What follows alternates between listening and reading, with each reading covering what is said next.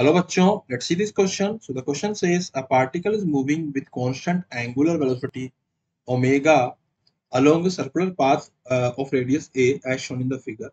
Find out the x component of velocity of the particle as a function of time.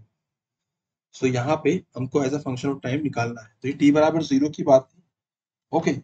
So first of all we will write the key concept. So यहाँ पे क्या हो रहा है? Particle moving with angular velocity omega on a circular path of radius a as shown in the figure. Find out the x component of the velocity of particle as a function of time. तो यहाँ पे हम लोग सबसे पहले बात कर रहे हैं, देखो की कॉन्सेप्ट की.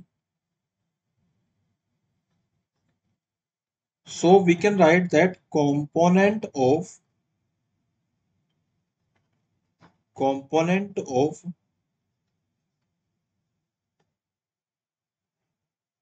displacement and velocity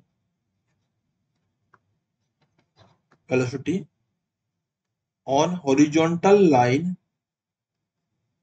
component of displacement and velocity on horizontal line will be component of displacement and component of displacement horizontal on horizontal line, displacement and velocity on horizontal line will be sinusoidal. Basically component किसका कर रहे हैं हम लोग? Circular motion. ठीक है, component of circular motion, मतलब जो पार्टिकल है बेसिकली यूनिफॉर्म सर्कुलर मोशन में है, उसका अगर हम लोग कंपोनेंट निकालते हैं हॉरिजॉन्टल लाइन तो हमको क्या मिलता है? साइनसोइडल मिलता है. तो इस पर्टिकुलर केस में वी कैन राइट दैट कि हमारा यहाँ पे क्या हो जाएगा, ये हम लोग लिख देंगे this is angle theta,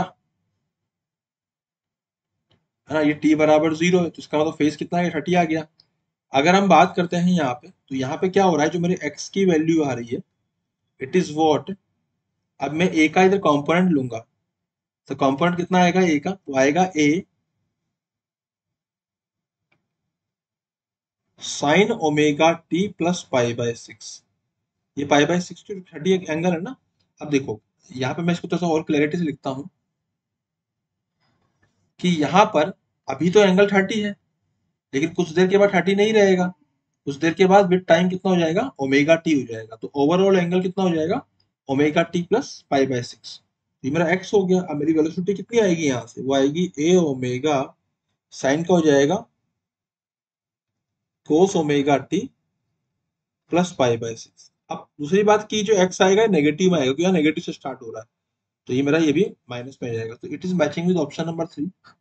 So option number 3 is our final answer. I hope you understood it well. Best of luck.